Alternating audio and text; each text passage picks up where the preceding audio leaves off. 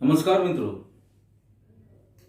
Standard 11 chemistry chapter number 2 પરમાણુનું બંધારણ.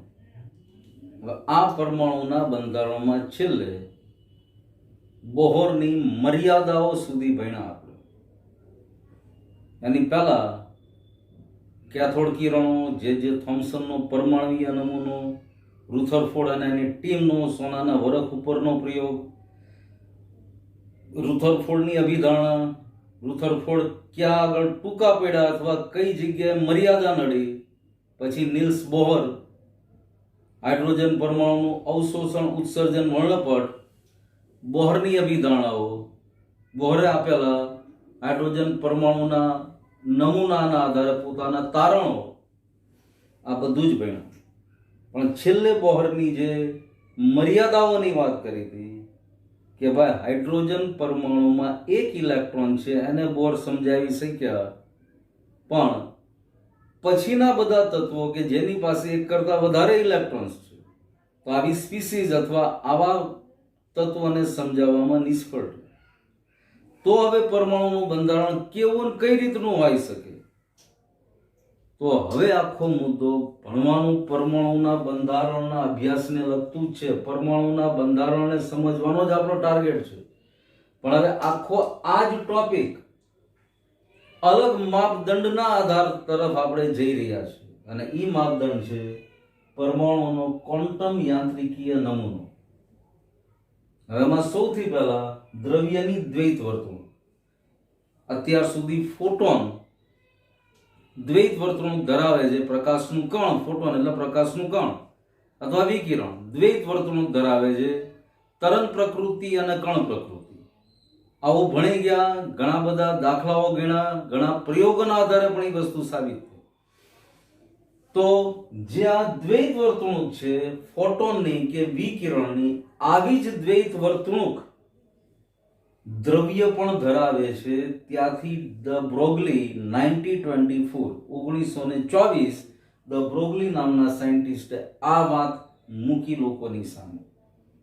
Photon અથવા પ્રકાશનું કણ, તરંગ અને કણ બંને પ્રકૃતિ ધરાવે છે. ઓકે, સાબિત પણ થયું.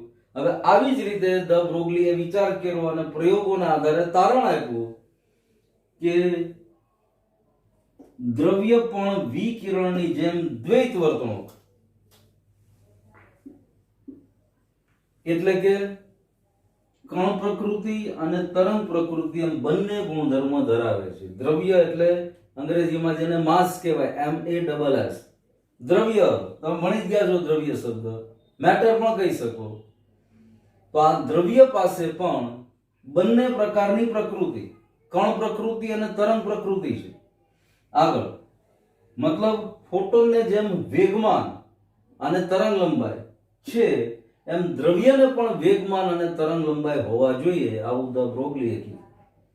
અને એના આધારે ધ બ્રોગલીએ નીચેનું સમીકરણ તાર્યું અને એની સમજૂતી આપી. તરંગ લંબાઈ બરાબર h પ્લાન્ક અચળાંક ડિવાઇડેડ બાય દળ ગુણ્યા જે તે પદાર્થનો વેગ. હવે આપણને ખબર છે વેગમાનનું સૂત્ર P બરાબર m × v છે. પદાર્થનું દળ ગુણ્યા પદાર્થનો વેગ એના બરાબર વેગમાન થાય. માટે લેમ્ડા બરાબર h/p, જ્યાં h પ્લાન્ક અચળાંક, આ પ્લાન્કનો અચળાંક, અને p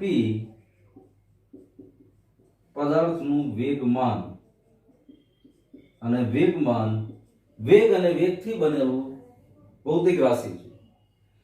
હવે નીચેનું સેન્ટેન્સ બરાબર સમજો. બ્રોગલીના મત અનુસાર દરેક વસ્તુ ગતિમાં હોય ત્યારે તરંગની લાક્ષણિકતા દર્શાવે છે.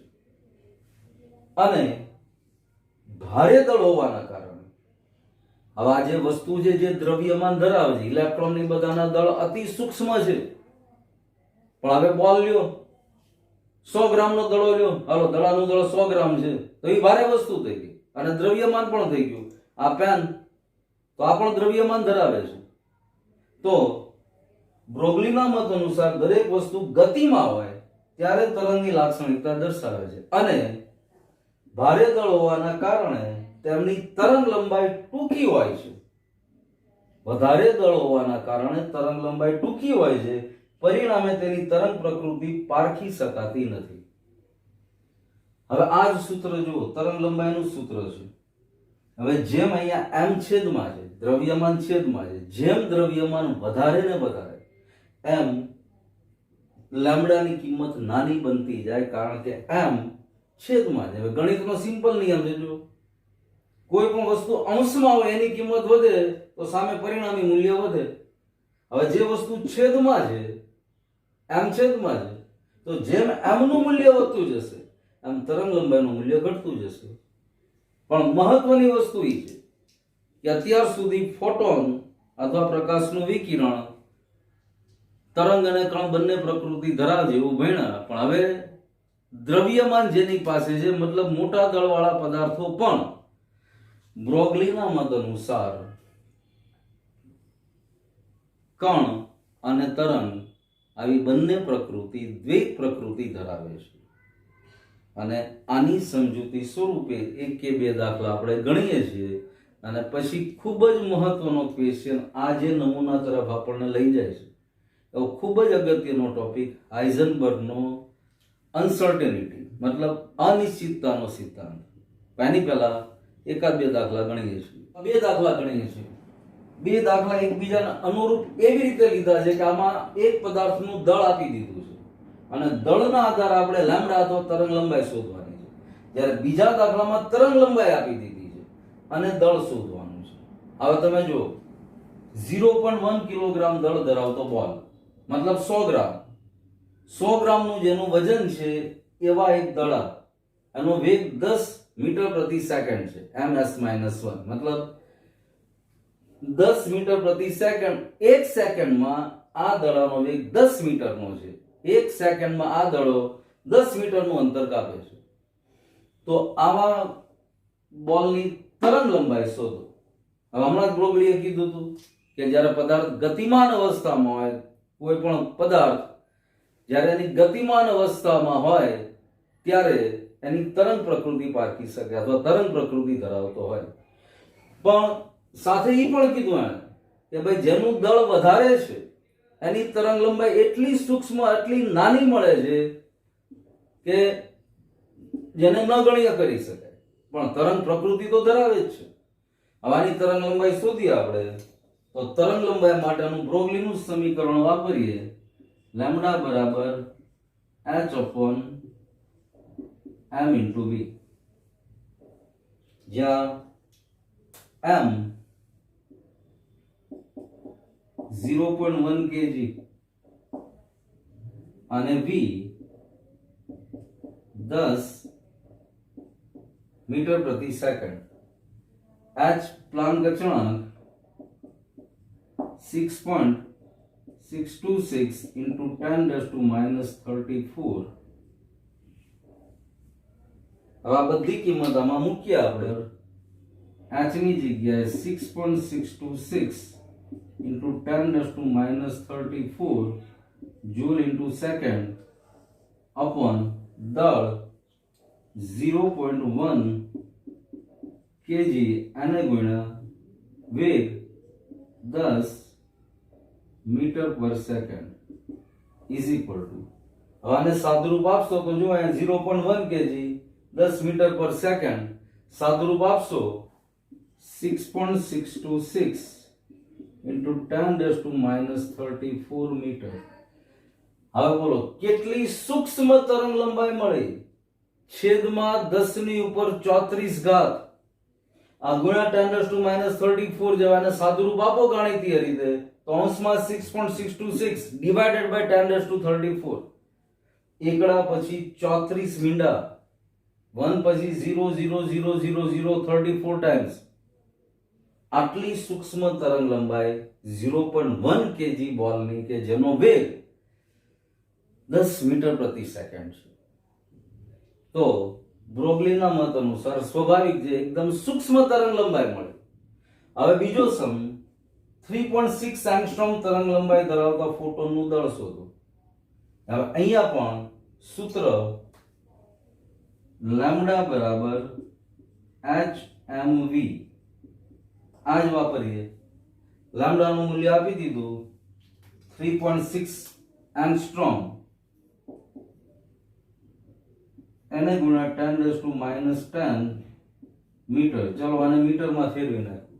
h પ્લાન્ક અચળાંક 6.626 into 10⁻34 joule second divided by દળ, જે ફોટોનનું આપણે શોધવાનું છે. ફોટોનનો વેગ એટલે શૂન્ય અવકાશમાં પ્રકાશનો વેગ થઈ ગયો. અહીંયા વેગની જગ્યાએ 3 × 10⁸ મીટર પ્રતિ સેકન્ડ. Therefore, હવે m ને સૂત્રનો કરતા બનાવો, દળ શોધવાનું છે. તો m is equal to આ m તરંગ લંબાઈને મીટરનો છે. આ બધું મીટર પ્રતિ સેકન્ડમાં લખેલા મીટરનો એકમ છે. આપણું દળ આ છે, જે આપણે ફોટોનનું દળ શોધવાનું છે. એટલે અહીંયા આગળ આ દળનો એમ છે માસ, આ મીટર પ્રતિ સેકન્ડ મીટર એકમ દર્શાવે છે. હવે m શોધવા માટે m is equal to 6.626 into 10⁻34 divided by 3.6 into 10⁻10. m ને આ બાજુથી અંશમાં લઈ જાઓ તો આ છેદમાં આવી જશે. એને ગુણ્યા 3 ગુણ્યા 10⁸. આ બધાને સાદુરૂપ આપવામાં આવે 6.13 into 10⁻19 kg. 6.13 into 10⁻29 kilogram. હવે જો આ ફોટોનનું દળ કેટલું સૂક્ષ્મ છે. આટલું સૂક્ષ્મ દળ હોવાથી એની તરંગ લંબાઈને કાંઈક ગણતરીમાં લઈ શકાય એવા આંકડામાં મળે 3.6 એંગસ્ટ્રોમ. 6.13 divided by 10⁻29 6.13 છેદમાં એકડા પછી 29 મીંડા, એને સાદુરૂપ આપો એટલા કિલોગ્રામ આ ફોટોનનું દળ થયું. એટલે આ જસ્ટ દ્રવ્યની દ્વૈત વર્તણૂક સમજવા અને દ બ્રોગલીના સિદ્ધાંતને સમજવા માટે આ બે દાખલા ગણ્યા આપણે. હવે ખૂબ જ અગત્યનો ટોપિક, અગત્યનો પ્રશ્ન, હાઇઝનબર્ગનો અનિશ્ચિતતાનો સિદ્ધાંત, જે આના બેઝ ઉપર જ આધારિત છે. એ હવે આપણે સમજીએ છીએ. આ દાખલા બંને ઈઝી છે, આવા અઘરા દાખલા નથી. એટલે આ ગણી અને આ સિદ્ધાંત ઉપર બરાબર ધ્યાન આપવાનું. હાઇઝનબર્ગના અનિશ્ચિતતાના સિદ્ધાંતને સમજતા પહેલા થોડીક ન્યૂટનના સિદ્ધાંતની વાત કરીએ. હવે ન્યૂટને આપેલા સિદ્ધાંતો અથવા ગતિના નિયમો બરાબર સમજો કે કોઈ પણ એક યુદ્ધનું વિમાન ચોક્કસ ગતિથી કોઈ પણ જગ્યાએ ઉડી અને બીજી જગ્યા તરફ જઈ રહ્યું છે. હવે એની પૂરતી માહિતી હોય દુશ્મન દેશ પાસે, તો એ યુદ્ધના વિમાનની ગતિના આધારે એ વિમાન ઉપર ચોક્કસ રીતે ચોક્કસ સમયે હુમલો કરી શકવા સક્ષમ છે. ન્યૂટનના નિયમના આધારે અને ખબર છે આટલી ગતિ છે, આ ગતિના આધારે અત્યારે આ વિમાનનું સ્થાન આ જગ્યાએ હશે અને એના આધારે એ ચોક્કસ એની ઉપર હુમલો ચોકસાઈથી થઈ શકે એવી વસ્તુનું આયોજન કરી શકે. પણ એ વસ્તુ કેવી થઈ? સ્થૂળ વસ્તુ થઈ. હવે ઇલેક્ટ્રોન કે એની જેવા અતિ સૂક્ષ્મ કણો કે જેનું દળ એકદમ ઓછું છે, તો આવા અતિ સૂક્ષ્મ કણો માટે આવી ચોકસાઈથી માપન કે ચોકસાઈથી એનું સ્થાન નક્કી કરવું અશક્ય છે. આવી વાત હાઇઝનબર્ગે કરી. સ્થૂળ વસ્તુ માટે ન્યૂટનના નિયમો બરાબર કામ કરી શકે છે, પણ અતિ સૂક્ષ્મ કણો, દાખલા તરીકે ઇલેક્ટ્રોન જેવા, કારણ શું સિદ્ધાંત આપ્યો જુઓ પહેલા. ઇલેક્ટ્રોનનું ચોક્કસ સ્થાન, મતલબ ઇલેક્ટ્રોન જેવા અતિ સૂક્ષ્મ કણનું ચોક્કસ સ્થાન અને એનું વેગમાન, મતલબ એનો વેગ, બંને એક જ સમયે એક જ સાથે ચોકસાઈથી નક્કી કરવાનું અશક્ય છે. બંનેને ચોકસાઈથી એક જ સાથે નક્કી કરી શકાતા નથી. ચોકસાઈથી સ્થાન નક્કી કરી શકો તો તો આનો વેગ અથવા આનું વેગમાન એ સમયે ચોકસાઈથી નક્કી કરી શકાતો નથી. એ સમયનું વેગ કદાચ ચોકસાઈથી નક્કી કરો તો એનું સ્થાન ક્યાં હશે એ ચોકસાઈથી નક્કી કરવાનું અશક્ય છે. આવું હાઇઝનબર્ગે પોતાના સંશોધનના આધારે સાબિત કરી દીધું અને ગાણિતીય સ્વરૂપ આપ્યું delta x into delta p x greater than or equal to h/4π, જ્યાં ડેલ્ટા એક્સ ઇલેક્ટ્રોનનું સ્થાન છે, ઇલેક્ટ્રોન જેવા અતિ સૂક્ષ્મ કણનું સ્થાન છે, ડેલ્ટા પી એક્સ વેગમાનનું સૂચન કરે છે. હવે આનો ગાણિતીય અર્થ જુઓ તો આનો મતલબ એવો થયો કે અતિ સૂક્ષ્મ કણ, દાખલા તરીકે ઇલેક્ટ્રોન, એના સ્થાનના માપિત મૂલ્યની અનિશ્ચિતતા, જેને ડેલ્ટા એક્સ થી દર્શાવાય છે, સ્થાનની માપિત મૂલ્યની અનિશ્ચિતતા મતલબ ડેલ્ટા એક્સ, અને પ્રયોગ દ્વારા મેળવાતો ડેલ્ટા પી મતલબ વેગમાનના મૂલ્યની અનિશ્ચિતતા, આ બેયના ગુણાકારનું મૂલ્ય h/4π અથવા એની કરતા વધારે હોય છે. આનો ગાણિતીય મતલબ આવો છે. હવે સમીકરણ 1 ઉપરથી delta x into delta p x, હવે ડેલ્ટા પી એટલે વેગમાનને થતો ફેરફાર અથવા m ઇન્ટુ વી વેગમાનનું સૂત્ર છે. તો એની કિંમત અહીંયા મૂકીએ delta x into m into delta v x. અતિ સૂક્ષ્મ કણનું દળ નિશ્ચિત છે, ફેરફાર વેગમાં છે એટલે ડેલ્ટા વી એક્સ. હવે delta x into delta v x મતલબ આ સ્થાનની અનિશ્ચિતતા થઈ, આ વેગની અનિશ્ચિતતા થઈ. તો delta x into delta v x greater than or equal to h/m into 4π અથવા h/4πm. આનો મતલબ એવો થાય કે જો ડેલ્ટા એક્સ નું ચોક્કસ સ્થાન જાણતા હોય, મતલબ ઇલેક્ટ્રોનનું ચોક્કસ સ્થાન ક્યાં છે, અત્યારે ઇલેક્ટ્રોનનું ચોક્કસ સ્થાન જાણતા હોય તો આ જ સમયે ઇલેક્ટ્રોનનો વેગ, આનું મૂલ્ય ઘણું બધું વધી ગયેલું હશે, જેનું ચોકસાઈથી માપન કરવું શક્ય નથી. આવું હાઇઝનબર્ગે કીધું. બીજું, જો ઇલેક્ટ્રોનનો વેગ જાણતા હોય, મતલબ ડેલ્ટા વીએક્સ ના મૂલ્યની આપણને ખબર હોય, તો આ સમયે ઇલેક્ટ્રોનનું સ્થાન અનિશ્ચિત બની જશે. ઇલેક્ટ્રોન કઈ જગ્યાએ છે, એનું સ્થાન ક્યાં છે, એને ચોકસાઈથી જાણી શકતા નથી. તો આ વાત હાઇઝનબર્ગના અનિશ્ચિતતાના સિદ્ધાંતની છે. બોરના પરમાણુ પ્રમાણે ઇલેક્ટ્રોન એક કક્ષામાંથી બીજી કક્ષામાં, બીજામાંથી ત્રીજી કક્ષામાં અથવા પાંચમી કક્ષામાંથી બીજી કક્ષામાં આવ્યો, આ સ્થાન થયો, સ્થાનનું ચોક્કસ મૂલ્ય મળી શક્યું, તો એનો વેગ કેટલો હશે, એ સમયમાં એના વેગની માત્રા શું હશે, એ બંને એક જ સાથે ચોકસાઈથી નક્કી કરી શકાતું નથી. આવું સૂચન હાઇઝનબર્ગના અનિશ્ચિતતાના સિદ્ધાંતનું છે. અને બીજી વસ્તુ, એક સિમ્પલ વાત બુકમાં એક ઉદાહરણ દ્વારા સમજાવી છે કે ભાઈ એક અંકિત કર્યા વગરની માપપટ્ટી, મતલબ એવી એક ફૂટ પટ્ટી લ્યો, એવી એક ફૂટ સ્કેલ લ્યો કે જેની ઉપર આંક નથી, 1 2 3 4 5 નથી, અને પતલા કાગળની જાડાઈ માપવાનું કહેવામાં આવે, તો સ્વાભાવિક છે એનું પરિણામ સાચું આવી જ ન શકે. કેવી રીતના નક્કી કરો તમે? તો ઇલેક્ટ્રોનને પણ સમજવા માટે, અવલોકિત કરવા માટે એની ઉપર ફોટોન કે બીજી ઉર્જા કે એવી તરંગ લંબાઈના વિકિરણને આપાત કરી, પ્રક્ષેપિત કરી અને ઇલેક્ટ્રોનને અવલોકી શકાય છે. હવે આ જ સમીકરણ જો P બરાબર h/λ, P એટલે વેગમાન, તો ઇલેક્ટ્રોન ઉપર કોઈ પણ કણને કે ઉર્જાને ઉત્સર્જિત કરી તો એ સમયે કદાચ એનું સ્થાન નક્કી થઈ શક્યું કે ઇલેક્ટ્રોન અહીંયા છે, પણ એનો વેગ એ સમયે ચોક્કસ કેટલો હશે એ નક્કી કરી શકાતું નથી. આને હાઇઝનબર્ગનો અનિશ્ચિતતાનો સિદ્ધાંત કહે છે. હવે આ અનિશ્ચિતતાના સિદ્ધાંતનું કેટલું અને શું મહત્વ છે, ઉપરાંત એની કઈ જગ્યાએ થોડીક લિમિટેશન પણ છે. અતિ સૂક્ષ્મ કણ માટે એકદમ પરફેક્ટ સાબિત થયું, પણ સ્થૂળ વસ્તુ માટે આ શક્ય નથી બની શક્યો. અને લગતા એક કે બે દાખલા પણ આપણે પછી જોશું. પણ હવે આ અનિશ્ચિતતાના સિદ્ધાંતનું શું મહત્વ છે એ સમજીએ. એની પહેલા ફરી એકવાર હાઇઝનબર્ગનો અનિશ્ચિતતાનો સિદ્ધાંત શું સૂચવે છે? તો હાઇઝનબર્ગનો અનિશ્ચિતતાનો સિદ્ધાંત એક જ વસ્તુ સરખી રીતે સૂચવે છે કે ઇલેક્ટ્રોન જેવા અતિ સૂક્ષ્મ કણ, ઇલેક્ટ્રોન જેવા અતિ સૂક્ષ્મ કણોનું સ્થાન, ચોક્કસ સ્થાન અને એનો ચોક્કસ વેગ બંને એક જ સાથે ચોકસાઈથી નક્કી કરી શકાતા નથી. બસ આ વસ્તુ એણે એના અનિશ્ચિતતાના સિદ્ધાંતમાં કીધી. અને આ વસ્તુના આધારે ક્વોન્ટમ યાંત્રિક નમૂના તરફ આપણે જે અભ્યાસ કરી રહ્યા છે એમાં પરમાણુના બંધારણને સમજવા માટે આ સિદ્ધાંત ખૂબ જ અગત્યનો પછીથી સાબિત થયો છે કે આની મદદથી પરમાણુનું બંધારણ ઘણી સારી રીતે સમજવામાં સરળતા રહી છે.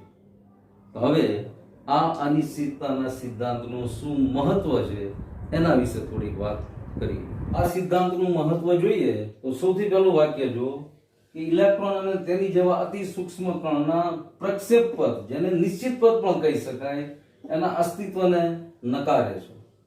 બીજું, ઇલેક્ટ્રોન અને તેના જેવા અતિ સૂક્ષ્મ કણના ચોકસાઈથી સ્થાન અને વેગ એક સાથે નક્કી કરવા અશક્ય છે. આ હાઇઝનબર્ગનો અનિશ્ચિતતાનો સિદ્ધાંત સૂચવે છે. પરિણામે તેમના નિશ્ચિત પદ વિશે વિચારવું પણ અશક્ય છે, કારણ કે આ બંને એક સાથે નક્કી ચોકસાઈથી થઈ શકતા નથી, તો આ પદ વિશે વિચારવું પણ અશક્ય વસ્તુ છે. પણ આ એની મર્યાદા બરાબર જો, આ સિદ્ધાંત માત્ર સૂક્ષ્મ વસ્તુઓ માટે જ છે, પણ મોટી અથવા સ્થૂળ વસ્તુઓ માટે ન ગણી અથવા અર્થ વગરનો છે. એની માટે ન્યૂટનની હમણાં જ આપણે વાત કરી હતી કે કોઈ પણ એક ચોક્કસ પદાર્થ જેની પાસે દળ છે, વધારે દળ છે, અને એ પદાર્થનો વેગ અથવા એની ગતિ અને એની ઉપર આપણે લાગતા બળો વિશે જાણીએ છીએ, તો એ પદાર્થ ચોક્કસ સમય પછી ક્યાં હશે એ આરામથી કહી શકાય. હમણાં જ યુદ્ધના વિમાનની વાત કરી હતી કે ભાઈ ખબર પડે દુશ્મન દેશનું કોઈ પણ એક વિમાન એના આ સ્થળેથી આટલી ગતિથી ઉડી અને બીજી તરફ જઈ રહ્યું છે, તો ચોક્કસ ગણતરીથી કરીને કહી શકાય કે આ સમયે વિમાન ઉડ્યું હતું, એની ગતિ અથવા એનો વેગ આટલો છે, તો આ સમયે આ વિમાન અહીંયા હશે જ. પણ અતિ સૂક્ષ્મ કણો માટે ઇલેક્ટ્રોન જેવા અતિ સૂક્ષ્મ કણો, અહીંયા અતિ સૂક્ષ્મ કણ એટલે ઇલેક્ટ્રોન જેવા અપરમાણવીય કણને સમજવાના. હવામાં ઉડતી રજકણની વાત નથી. અતિ સૂક્ષ્મ કણો ઇલેક્ટ્રોન જેવા અપરમાણવીય કણો કે જેની ઉપર હાઇઝનબર્ગનો અનિશ્ચિતતાનો સિદ્ધાંત હાઇઝનબર્ગે સમજાયો, આ એની માટેની વાત છે. પણ જે સ્થૂળ વસ્તુ છે, મોટી વસ્તુ છે, એની માટે આ વસ્તુ નથી. આની માટેના ગાણિતીય સ્વરૂપવાળા એક કે બે ઉદાહરણ પણ બુકમાં આપ્યા છે, આરામથી જોશો તો પણ ખ્યાલ આવી જશે કે સ્થૂળ વસ્તુ માટે આ સિદ્ધાંત યોગ્ય છે જ નહીં. પણ હવે આ સિદ્ધાંતના આધારે આ બધી વસ્તુ ભણ્યા, એના આધારે મુખ્ય તારણ શું કરવાનું? તો તારણ માત્ર એક જ વાક્યનું કે આથી તારણ આપી શકાય કે ઇલેક્ટ્રોનના સ્થાન અને વેગમાનના ચોક્કસ નહીં પરંતુ સંભાવના તરીકેના મૂલ્ય અથવા આના સ્થાનને જોવા જોઈએ કે ભાઈ આ ચોક્કસ સ્થાન છે, આ જેનું વેગમાન છે, આ જેનો વેગ છે, નહીં, એને પ્રોબેબિલિટી અથવા સંભાવના તરીકે સમજવા જોઈએ, જોવા જોઈએ. અને ક્વોન્ટમ યાંત્રિક નમૂનો પણ આ જ વસ્તુનું આગળ ઉપર સૂચન કરશે એવું આપણે ભણશું.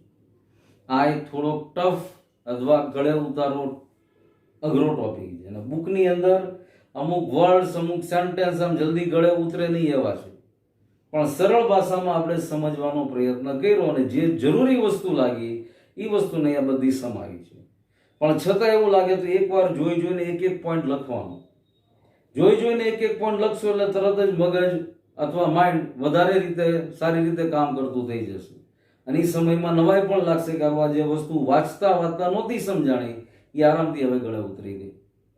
અને છતાં કઈ ડાઉટ કે ડિફિકલ્ટી હોય ચોક્કસ ફોન કરી શકો છો. આગળ ઉપર બોરના પરમાણુની નમૂનાની ક્યાં બીજી મર્યાદા અથવા શા માટે નિષ્ફળ રહ્યો એની થોડીક ચર્ચા, આગળ ક્વોન્ટમ યંત્રશાસ્ત્ર ઉપર આગળ વધશું પરમાણુનું બંધારણ સમજવા માટે.